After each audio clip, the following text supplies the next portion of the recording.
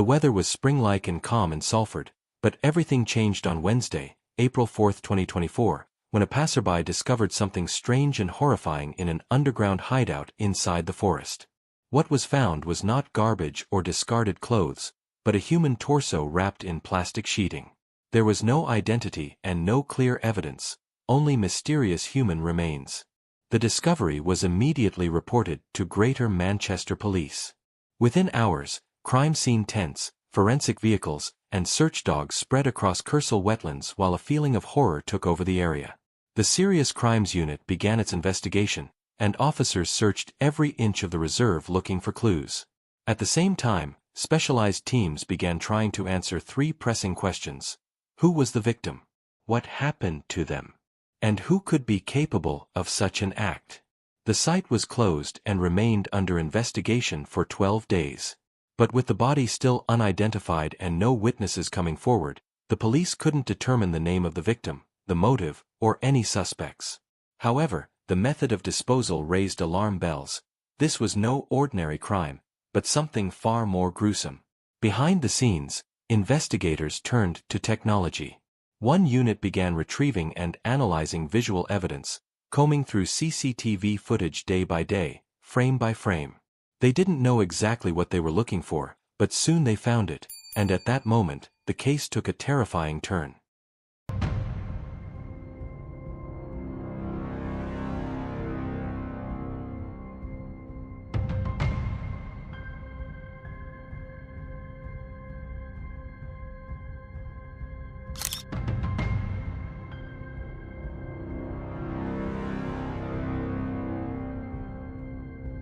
On Thursday, April 13, 2 weeks after the remains were discovered in the Salford wetlands, detectives still hadn't gotten closer to identifying the victim. No missing person reports matched, and none of the leads turned up any solid evidence. However, the Vera team, specialized in recovering and analyzing visual evidence, was tirelessly reviewing hours of CCTV footage from the surrounding area, looking for anything unusual. They were watching for someone entering the forest alone, especially late at night, or maybe someone carrying something suspicious. And indeed, they found what they were looking for. The footage revealed a man walking alone along a dirt road in Prestwich, carrying a large blue bag, similar to those used in local supermarkets. But the man appeared strained. He stopped several times to rest due to the bag's weight, switching it between his hands and bending slightly as if struggling with it. This confirmed it wasn't an ordinary shopping bag. Investigators estimated the bag weighed around 18 kilograms, roughly 40 pounds, the same weight as the torso found in the wetlands. When officers traced the man's path, they made a shocking discovery.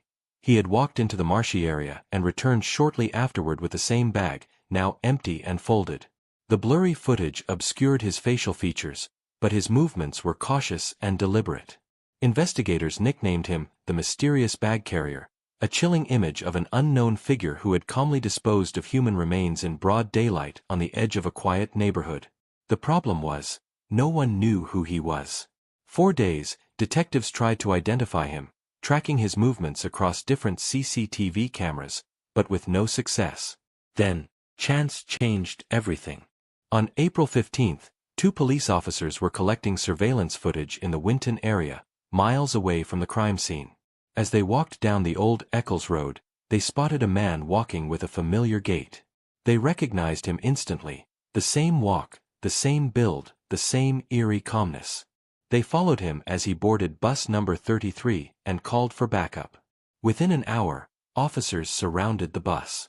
There, the man sat quietly, heading toward the Monton area. He was arrested on suspicion of murder. You're detained for the purpose of a search.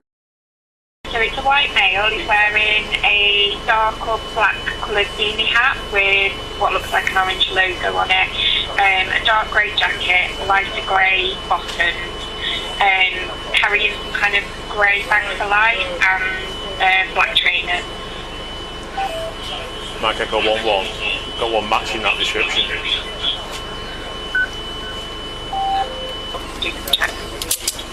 Down in front of you. Being signed, you're detained for the purpose of a search while we ascertain your identity, okay? Or if you could pass me your mobile number for Just one stand up first. On this sort of group, give us a call, please. Can you double check, please? Try to check his pockets. Thank you. Somebody this sort of group with a van to collect this potential customer that's coming in. Have you got anything sharp or anything in your pockets that might hurt me? Absolutely, mate. Okay. It's fine, don't worry, we'll just check and then... Blast the box drop for a van It's for you. definitely a mistake. 100%. I know, I appreciate that. All we've had is information passed to us from officers investigating a serious matter as to whether you may be involved. Something happened and Just stand there. like Not right you. now. Not today, but it has happened recently, okay? It's 12 minutes past 1. It's a minute time. You're under arrest on suspicion of murder. Do you understand the offence? You're under arrest for the meeting time, okay? Suspicion of murder for an incident which occurred in Salford, alright? So you were taken to police station for question regarding that. Okay, I go with you and I answer any questions. Yeah, alright. Just want it as a job lot. Yeah, all that.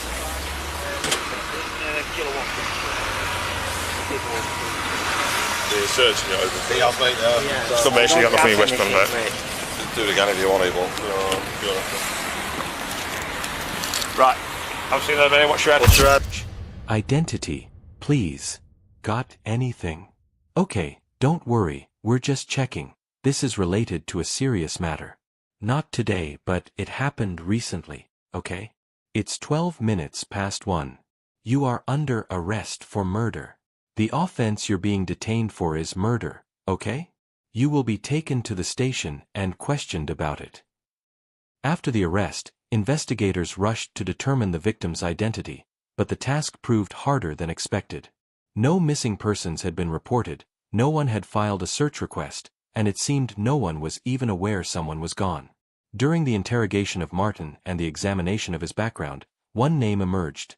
Stuart Everett, a 67-year-old man who lived with Martin in a modest shared home on Worley Road in Winton, Salford.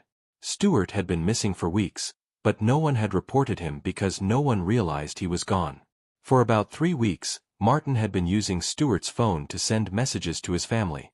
He even sent them birthday cards and gifts. Stuart's relatives, who lived far from Greater Manchester, had no reason to suspect anything. They believed he was still alive. This lie bought Martin valuable time to clean up, hide the evidence, and nearly escape, if not for that random encounter on Eccles Old Road that shattered his plan. Once officers identified Stuart as the victim, they sealed off the house the two men had shared. On the surface, the home looked ordinary, except for a trash bin placed outside the walkway. Part of it appeared empty, showing nothing suspicious at first glance. But beneath the floor of Martin's bedroom, investigators discovered red stains of DNA in the sublayer of the carpet, extending down to the floorboards. It was clear a major cleanup operation had occurred. Martin had even used a high-powered carpet cleaner. But one stain hadn't come out. Instead, he cut out part of the carpet and replaced it with a piece stolen from Stuart's bedroom. He secured the new patch with a nail and moved the bed over it to hide the join. However, the nails still bore traces of his DNA. With every discovery, the final days of Stuart Everett began to unfold. He hadn't just gone missing, he had been killed and his body disposed of, and the perpetrator was the man who lived under the same roof. The most horrifying part, Stuart's body hadn't just been hidden, it had been scattered across the city. After identifying Stuart, police began searching for the rest of his remains. His torso had been found, but where was the rest of his body? Some of the answers came from Martin Majercovic's mobile phone. A detailed forensic analysis by Greater Manchester Police began tracking his movements using phone location data and CCTV footage. What they uncovered was utterly shocking. Martin had traveled around Salford and Manchester, visiting remote parks, forests and canals, sometimes on foot and sometimes using public transport, carrying bags. He was dispersing Stuart Everett's remains across the city. Over the following weeks, police launched Operation Harker, one of the most logistically complex investigations in modern crime history. More than 200 officers and specialized units were deployed to 19 locations, and human remains were found at 6 of them. In Linnyshaw Colliery Woods, additional body parts were found wrapped in plastic. In Chesterfield Close, a short distance from the victim's home, 9 separate parcels were discovered. But what was found in Blackleach Reservoir was the most horrifying of all. Using sonar and underwater search teams, divers found a saw sunk at the bottom, its blade stained with Stuart's blood and DNA. After days of intense searching in the lake, officers discovered something even more disturbing: a skull chopped into 4 pieces, scattered across various parts of the lake. Forensic experts reassembled the skull. Their conclusion: repeated, brutal blows to the head with a blunt object, likely a hammer, followed by a systematic attempt to destroy evidence. Back at the shared home, the story became clearer. Red stains rich in DNA were found on the walls, furniture, and a discarded carpet in the outdoor bin. A sofa moved to a storage unit in Barrie also tested positive for Stuart's DNA, its transport tracked through a car rental service. The same applied to a freezer moved there as well. Police now had enough to formally charge Martin. When officers first arrested him, Martin said, "You've got the wrong man." But that claims. So who is Martin Majercovic, really? Martin is a 42-year-old Polish national who once worked in fast food outlets at Trafford Centre. By 2024, he had become unemployed, isolated, and was facing debts of nearly £60,000. He was also obsessed with horror and violence, even tattooing his body with Jason Voorhees, the serial killer from the Friday the 13th movie series. Police discovered Martin's devices contained searches for rental properties in Spain, suggesting a possible escape plan. The real motive for killing Stuart remains unclear, but investigators suspect a combination of factors: financial pressure, possible mental deterioration, or a growing obsession with violence and dark fantasies. We may never know the full truth. The two men had known each other for years. They weren't just housemates but close friends, which only deepens the horror of the crime. Prosecutors believe the murder occurred between late February and early March. Tensions had reportedly been rising in the household. Stuart was the sole leaseholder, and rising rent may have contributed to the conflict. But the nature of the injuries, the use of tools, and CCTV showing Martin carrying heavy bags all contradict the idea of a sudden loss of control or a crime of passion. This was not impulsive. It was cold, calculated, and deliberate. Even as the trial approached, Martin remained largely silent, denying everything, offering no explanation, and never apologizing. But he couldn't deny the DNA on the floorboards, the carpet he tried to replace, or the remains of Stuart spread across lakes and forests. This was a unique investigation in terms of scope. When police launched Operation Harker, the goal was to reconstruct the truth, no matter how fragmented. The scale was unprecedented. Over 2,000 hours of CCTV footage reviewed, more than 3,000 pieces of evidence, and 450 witness statements. By the end, police had recovered around 30% of Stuart Everett's body. The rest was lost forever, possibly for good. Investigators described the case as the most complex and shocking in their careers. The killer hadn't just murdered his victim, he tried to erase him, and then tried to replace him. Who was Stuart, really, and how did he meet Martin? Stuart Zamoczki, known as Stuart Everett, was born to Polish parents and spent his life serving others. He worked for the NHS and the Department for Work and Pensions, then became an English teacher for newly arrived Polish migrants, which is how he met Martin Majercovic. Stuart never married and had no children. In 2013, he moved into a modest home in Winton, Salford, where he rented out 2 rooms. In 2017, Martin rented one, and the two lived under the same roof for 7 years. But after killing him, Martin stole Stuart's identity, seized his bank accounts, and pretended he was still alive. Stuart's family had been deceived by his killer. When the truth came out, the pain was unbearable. Stuart's brother, Richard Zamoczki, said, "To treat any human being the way my brother was treated, murdered and systematically dismembered, has left our family in profound shock. Stuart did not deserve any of this." In early 2025, Martin Majercovic's trial began at Manchester Crown Court in a case that shocked the public and horrified everyone with its brutality. The level of cruelty in the dismemberment and the calculated cover-up made it one of the most chilling cases in the region's history. Despite a mountain of evidence, Martin denied everything, pleading not guilty to murder and manslaughter. But the facts spoke louder than any denial. 2,000 hours of surveillance, 3,000 documents, and nearly 500 witness statements all pointed to one undeniable truth.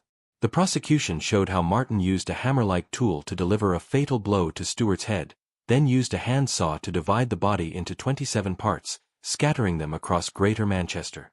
The evidence linked him to a blood-stained park, a freezer used for temporary storage, DNA analysis, phone records, and CCTV. The deception didn't stop at the murder, it extended to forged messages, identity theft, and even searching for apartments in Spain while police hunted for body parts. The defense lawyer described his client as a liar weaving fabrications to cover his crimes. But the greatest shock came when Martin refused to testify or give any explanation, leaving the family to face their grief without answers or remorse. When the verdict was announced, the courtroom fell silent. Martin Majercovic was convicted of murder. The jury took less than 2 hours to decide after a 3-week trial full of horrifying revelations.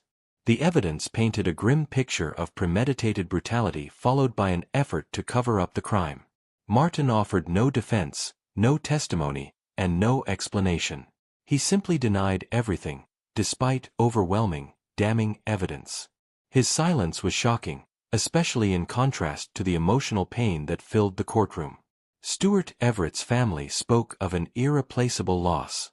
His brother Richard said with a trembling voice, "To treat any person with such cruelty means our family is living through an unbearable trauma." They had spent weeks believing Stuart was alive. Throughout the trial, Martin never once met their eyes. He sat silently as prosecutors laid out his inhumanity and desperate cover-up. He showed no remorse. He spoke no apology. But the judge did not hesitate. Martin was sentenced to life in prison, with a minimum term still to be determined, but it's likely he will never see freedom again. To this day, not all of Stuart's remains have been recovered. Police believe large portions are gone forever. The killer left the family not with a full body to bury, but with fragments and endless grief.